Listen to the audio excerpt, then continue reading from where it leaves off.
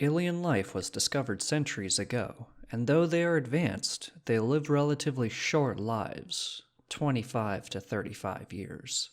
You ask your alien friend why he thinks humans live so long. He laughs and says it's because humans run at half power. You laugh back, but he stops and says, "No, you really do." It's evening, the date is over. You had a nice time. Okay. The food was delicious, and you two talked a lot. You giggled like idiots to jokes that were not funny at all, and the sky above you is just right. It's peppered with stars, no moon. The sky looks like a Christmas tree. Let's add the Milky Way into the mix. It stretches across the sky, splits it into two, and it's bright and filled with a gazillion of stars, nebula, other stuff. It's a movie scene, okay? You're in the most romantic movie scene ever, and it's perfect. Just fucking perfect. That's a nice setup, Tony. I press the bottle of Corona against my lips. Go on. Tony is a thrill, and like all thrills, he's turned up to 11. Other than that, he's more or less like me. 2 legs, 2 arms, and a torso in between. Slight greased skin, with scales covering his face. Think Star Trek humanoid light on makeup kind of race. Tony and I go to college together. Oh, also Tony is not his real name, but I don't speak Thrillian. No human does. Also, I think he likes to be called Tony. And I like Tony. Honestly, he's my best buddy. It's easy to forget how different we actually are. In about 10 years, I'll lose my friend Tony. Thrills live on average 30 years. So, an hour ago I asked him about mortality. Like, what he thinks about it and such. We had a good discussion at first about philosophy, religion, science, and Club 27. But then, I made a mistake of asking him if he's jealous that we humans live so long. These days, we easily live to be over 100 years old. And then, Tony began the rant. About relationships, I think. But you still don't know, Jimmy. You don't know. Tony pauses and bites his lower lip. His hand, balled into a fist, rocking up and down, rubbing his t-shirt at chest level. I don't know what. Have you been listening to me at all? Pretty sky, romantic scene. Hello? Tony to the humanling? Is anybody there? Yeah, I follow you. Starry night after the first date. Go on. Right. So, you don't know if you two are a thing. Is this a thing? I don't know. Are you... He snaps his fingers twice, thinking. Are you an item? That's what you call it, right? Right? And you don't know because you never popped the question. Because it's stupid. Awkward as fuck to just ask, hey, do you want to be my girlfriend? Because you're not in high school anymore, and you are not that type. Okay, I'm not that type. Tony, I don't understand where you're going with this. And you're at the bus stop. Huh? I'm at the bus stop? Yeah, you both are. It's night, the date is over, stars above you, and you two are at the bus stop waiting for her bus to come and take her away. Away? And at that moment, yes, away. Just listen, okay? Startled by the shout, I jerk forward and slam my front teeth into the bottle. If the angle was just slightly different, I'd definitely chip the top incisor. Sorry, just don't interrupt. And at that moment you're high on adrenaline and dopamine and 1,000 other chemicals are rushing through your brain. Your senses are heightened, so you notice everything. That you can't breathe. That your whole body shivers. That your heart is a fucking jackhammer. It thumps so hard you can't hear the traffic behind you. And you think to yourself, fuck it, Jimmy, go for it. Just get closer and kiss her 'cause everything is there. I do? All the signals are, but you don't, 'cause you're scared, so you observe even more. You notice all the quick glances, Her eyeballs glued to yours, expecting you to make the first move. And there's the lower lip she's chewing with every stare you give her. And then there's the hand. The what? Jimmy, shut the fuck up, man. Just imagine the scene. She has a hand, and her fingers are running through her hair, but you're still not sure. And then she opens her mouth, says something you think is random, something about time and how she hates that this is the last bus tonight. Why are there no more buses? Buses are everywhere. Where are we? He growls. For fuck's sake, Jimmy, just listen. Close your eyes. Put yourself in the scene. Be there. It's not hard, even for you humanlings. He exhales. Anyway, she says the sentence about the passage of time. At the same time, she's also making subtle passes while she's talking. And then you get it. You finally get it, Jimmy. It's all there, hidden in plain sight. She wants you to get closer and kiss her. He slams his fist against his other hand and spreads his arms and freezes, with arms spread wide open, like a crazy New Age messiah sitting on the couch in my dorm room, lit by bright sunlight coming through the large window behind him.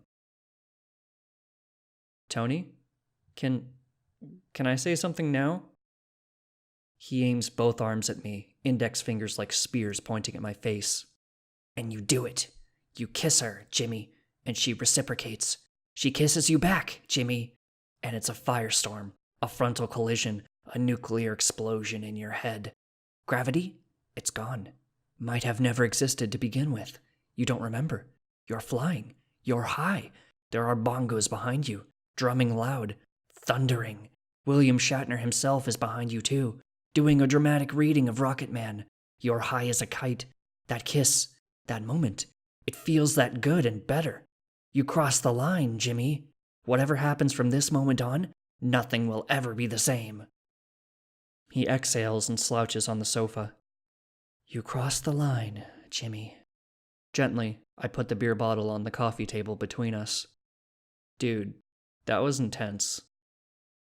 No, my friend. That was a candle burning in the night. A what? A tiny candle burning in the night. It gives off light, but the light is faint, and the candle is easy to extinguish. That, my friend, is you. The humanlings. He knocks on his chest. We are the suns, blue giants, burning bright all the time, feeling and experiencing everything in ways so vivid, so real, with so many emotions. You humanlings will never be able to understand or comprehend it. I can't explain it to you. I wish I could, but you don't have the words for it.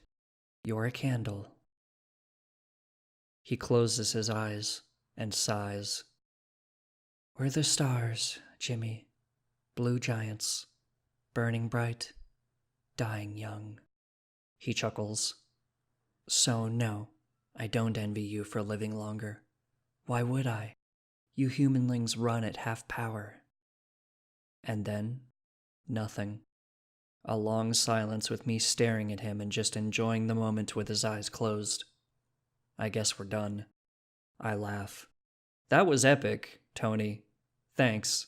How about we now... He grabs his Corona from the coffee table and puts it in front of his face. Ice-cold water drips down the half-empty bottle.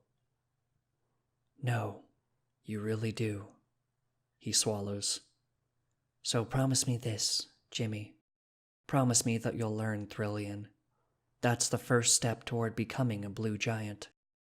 You need to learn the words. You're kidding me. No human can speak Thrillian. It's too hard. Be the first one to learn it. I've heard you curse in Thrillian, so I know you can learn the rest. I have all the time in the world to teach you. 10 years is a lot of time, even by humanling standards. He puts the bottle against his lips and downs it in one big gulp. Otherwise, you will never understand us, and everything we say will sound like a shitty rant, no matter how hard we try.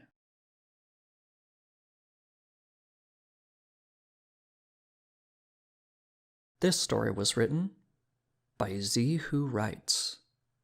Read by a Bag of Vicodin.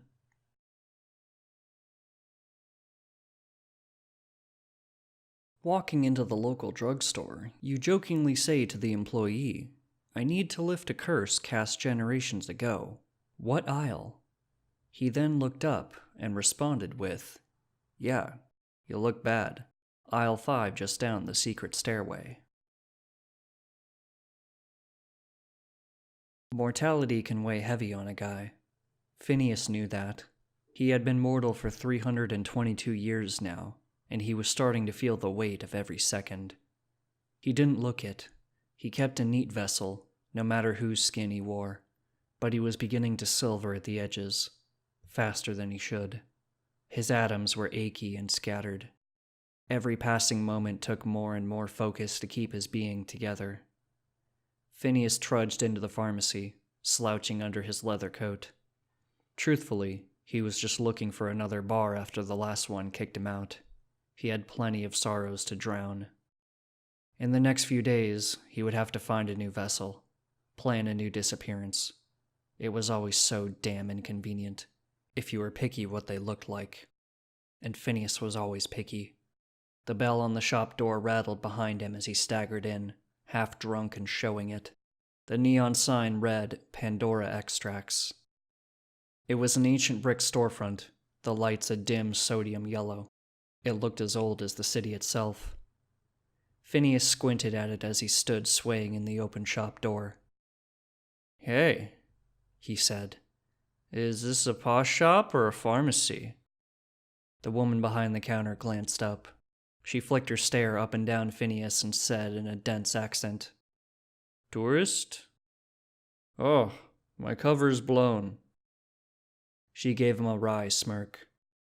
"This is Prague, not Amsterdam. But you seem like you'll have a headache in the morning at the rate you're going." She mimed a drinking motion. Phineas stumbled in and laughed. He said, "With any luck, soon this body won't be my problem anymore." Bad luck from the next soul, he stuck with it. No mortal was going to keep that husk from showing every one of its 80 years the moment Phineas stepped out of it. The shopkeeper narrowed her eyes. They were amber and fierce. "What are you here for, really?" "Here?" "Indeed. Of all the shops in all the cities in the world." Phineas considered it for a moment. His thoughts swum, drunkenly. Truth was, the prefrontal lobe was shorting out on this body.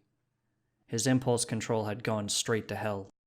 He said, "Oh, I've just come to deal with an ancient curse from my bastard of a father, who cut me off a few centuries ago and doomed me to live a mortal life unto eternity. Or something." She raised her brows. "You're here to lift a curse?" Phineas laughed. She might toss him out too, but at least he'd have a laugh. "You think you could do that for me?" The shopkeeper stood up and walked to the door. She pushed past Phineas to lock the door. Her hair smelled like ash and hemlock, a smell from a lifetime ago. Phineas blinked back his shock as the shopkeeper flicked off the neon open sign. "You seem like a poor drunk fool," she said. "What the hell? I'll let you in without the code. Just this once." "In?" Phineas repeated. His heart pulsed in his ears. He just nodded, smoothly. "Yeah, of course. That's why I came here. And what is the code for next time?" "Who says I want you back?" She smirked over her shoulder at him. Gods above and below, no one had ever made him feel more transparent. Like she saw every planned barb of bullshit he had ready. But her teasing smile made him smile. An unfamiliar warmth spread through his chest. "Maybe I'll find some way to convince you."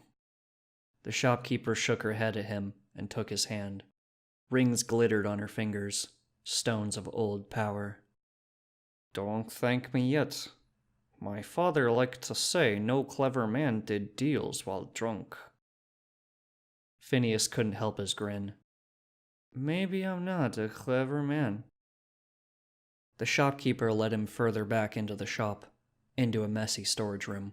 She unlocked a heavy metal door. Beyond it, a set of stairs led down to another door. Phineas's throat tightened. He instantly recognized the writing on the door. The last time he saw that language, his own father's handwriting had written the curse. A sealing spell. Red light seeped from under the crack in the door. Anticipation coiled in Phineas's belly. He hoped the hunger didn't show on his face. After all this time, a way back to the other side. It couldn't be that easy, could it? The witch smirked at him. Well, are you going to the bone market or not? This story was written by Ecstatic and Insatiate. Read by Bag of Vicodin.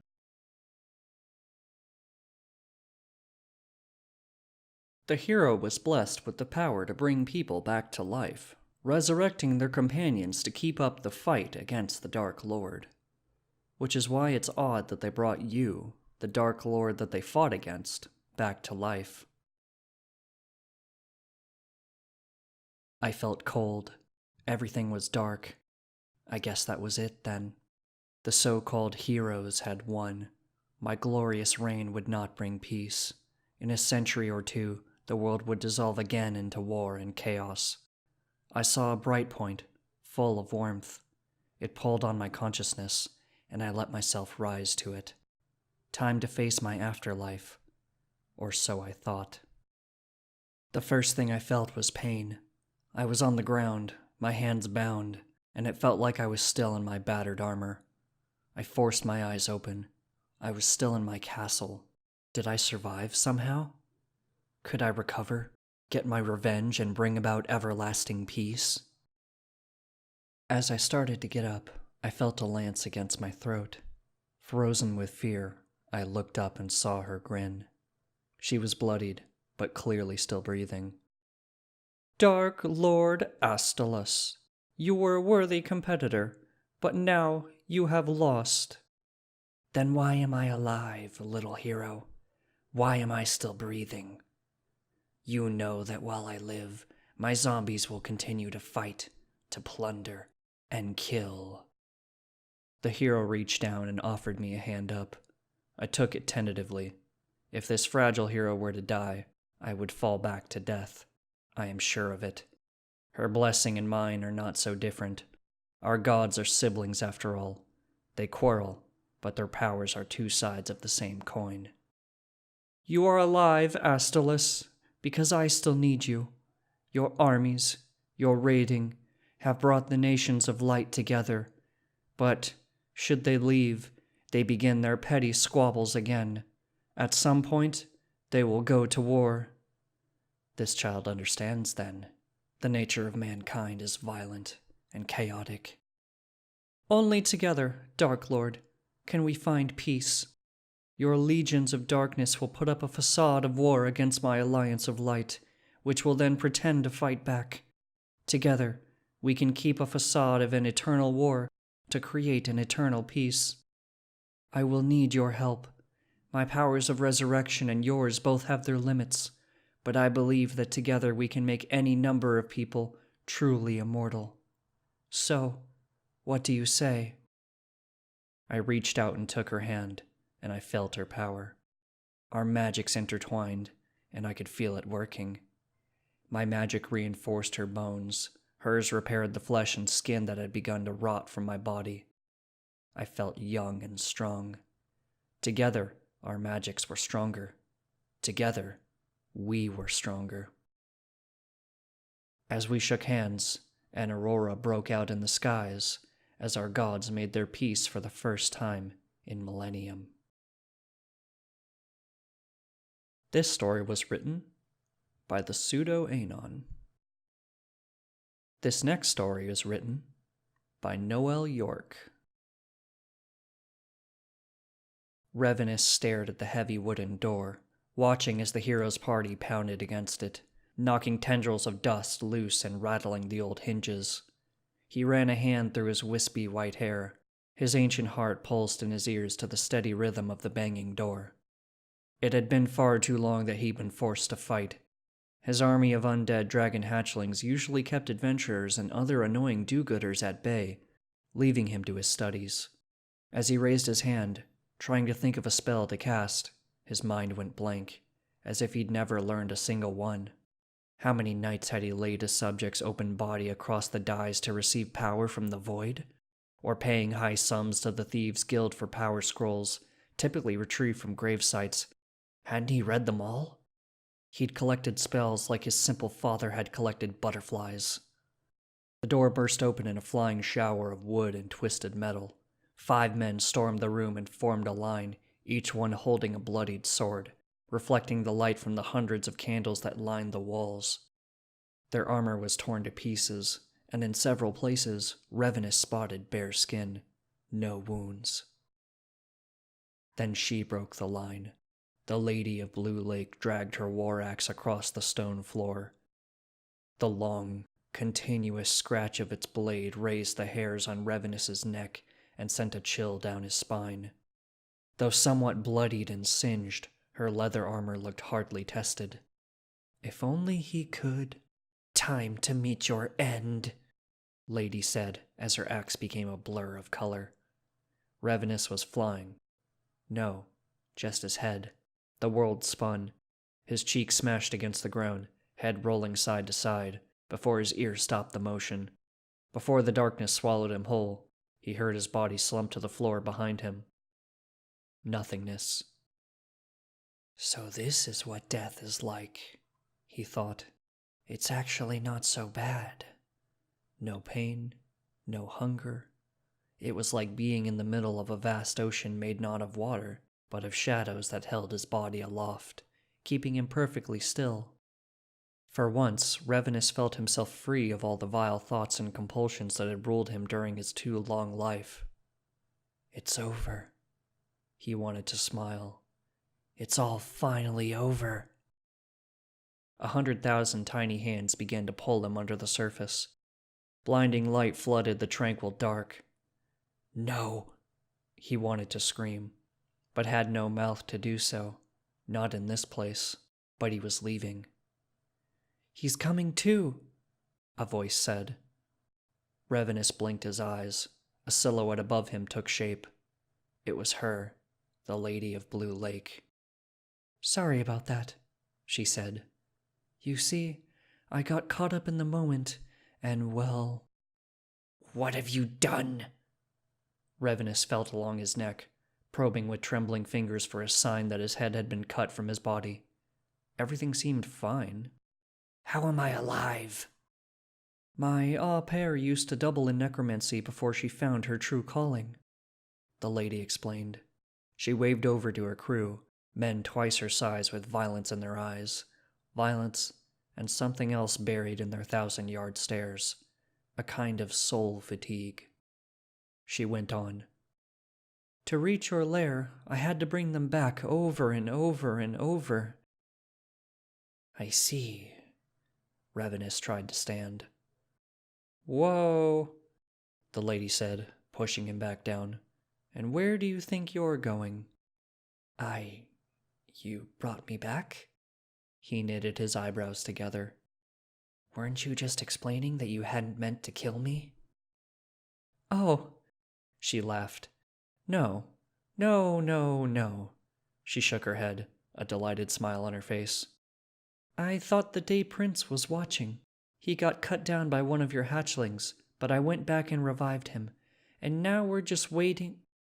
She turned at the sound of boots clicking on stone. "Ah, he's coming. Peter, John, you two want to prop him up?" The 2 men stepped forward and yanked Revenus up from the floor, and then stepped back, leaving him alone with the Lady of Blue Lake. A prince decked out in golden garb stepped through the ruined doorway. His eyes scanned the room and stopped on Revenus and the lady. "Like I was saying," she said, casting a look back at the prince. Turning back to Revenus, she raised her axe. "Time to meet your end, Dark Lord."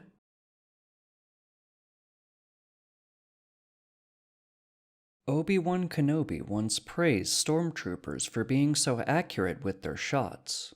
Why can't they hit anything now? It is because you, a lowly grunt at Blast Tech Industries, have been sabotaging their blaster shipments for months.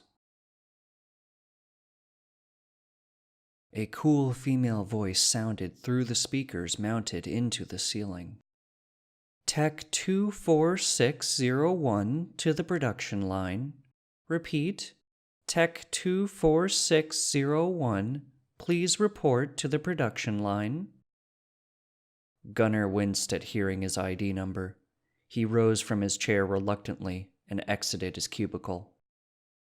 It was nearly identical to the 24 other cubicles that lined the walls and filled the middle of the room, each dominated by an identical industrial-grade desk, with an identical industrial-grade workstation.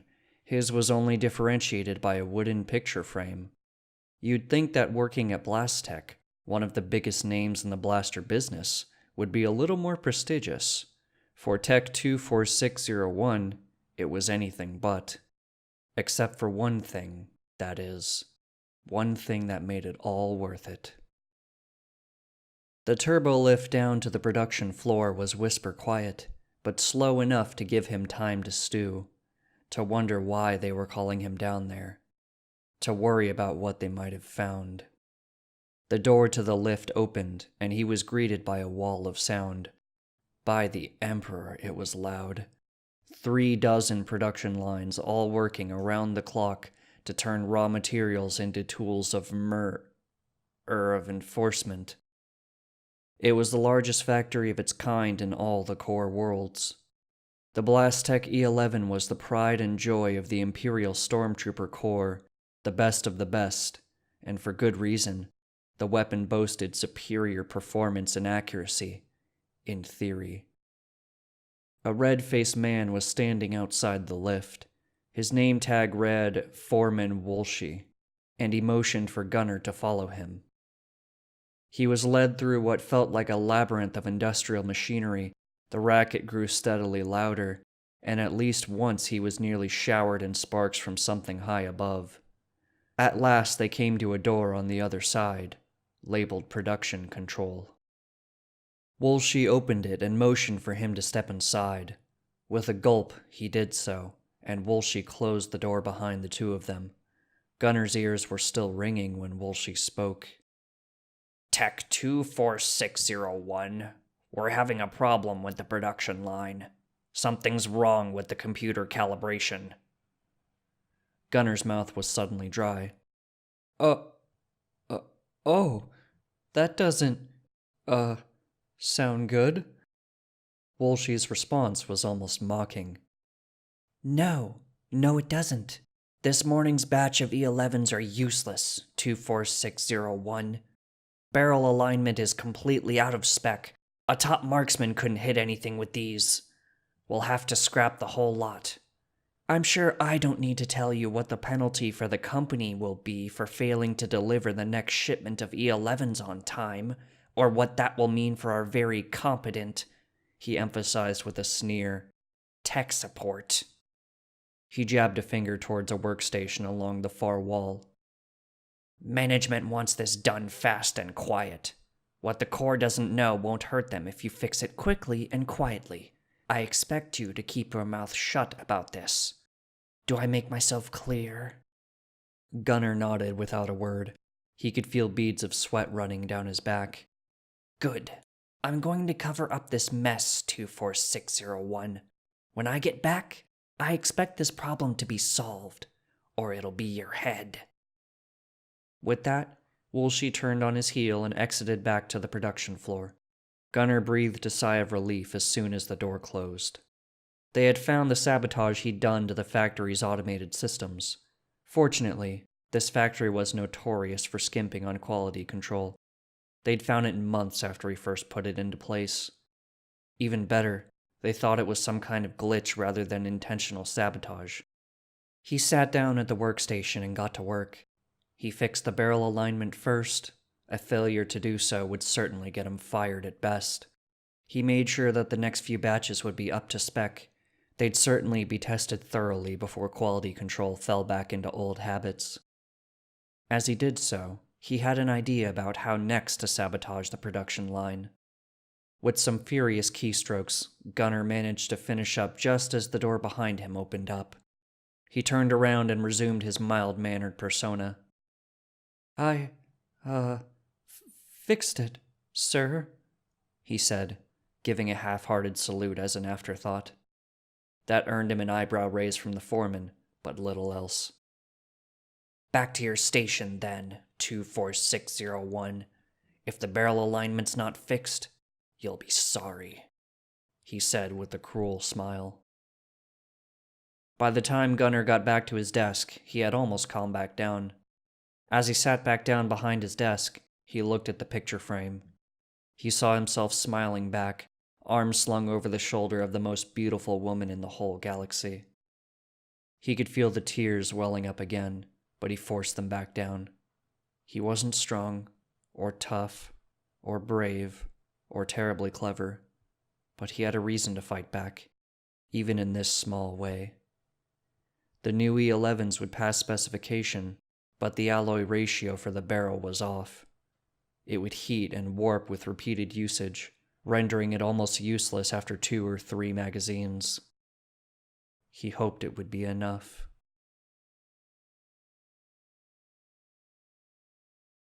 This story was written by Silver Medal for Life. Read by A Bag of Vicodin.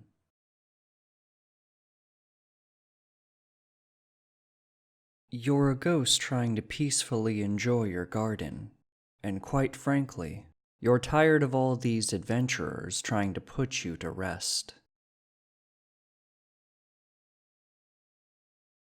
I was extremely careful of how I placed the sword onto the downed fighter's chest.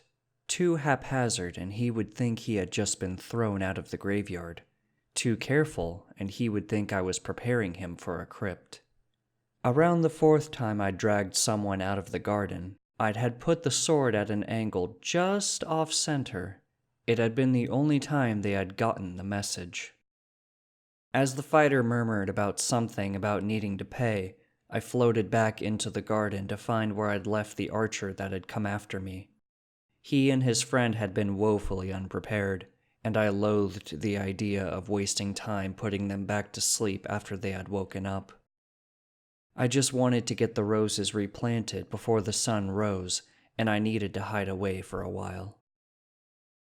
The ranger was draped over a tombstone, his cape covering Mr. Erickson's death date. I wrapped my arms around his and heaved. Back when I was corporeal, this would have been easy, but everything felt harder when I also needed to take the time to grant myself a physical form. I couldn't even get the ranger fully off the ground, and needed to drag his boots across the lawn, which was a pain. Minutes later, I had laid him down beside the fighter, snuggling his bow and still sound asleep. Based on the mood, it had been about an hour since I'd won the fight, and I was running out of time to do errands this evening. Seeing as I wasn't going to be able to replant the entire bed of roses, I figured I might as well leave a note for them to wake up to. I checked through the ranger's bag to find a quill and paper and got to floating them. Dear adventurers.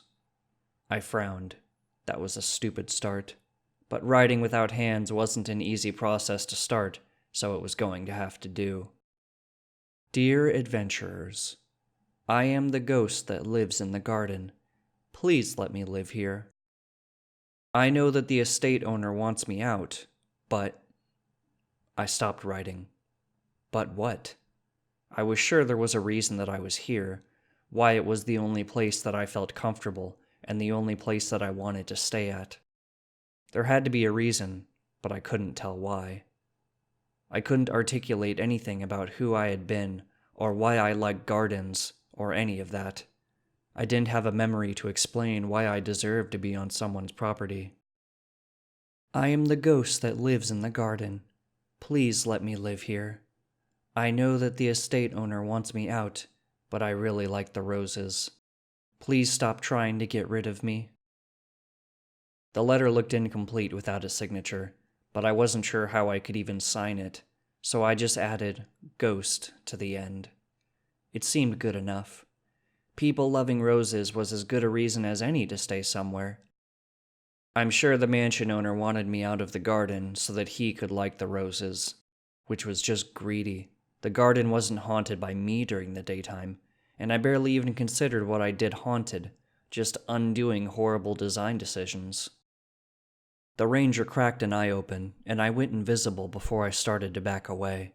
He took a quick look around before pulling his cloak tight around his wiry frame and drifting off back to sleep. I sighed and wandered back into the gates of the mansion garden to make sure that Mr. Erickson was doing okay. There was a small chip out of the tombstone when I got there, which must have happened when I caused the ranger's bow to misfire. I frowned and tried to float the small piece that had fallen off back into place, but it would need to be glued. I cursed and sighed again. I could go into town to get some glue. After all, it might have been my gravestone. There were only 3 graves in the garden, and it made sense that I was the ghost of one of them, right? I didn't think I would be a ghost from the next town over. Maybe I was a vagrant ghost. The cracks of dawn peeked over the horizon, and I frowned. I had gotten nothing done tonight in terms of gardening, and soon it was going to be too cold to move plants around.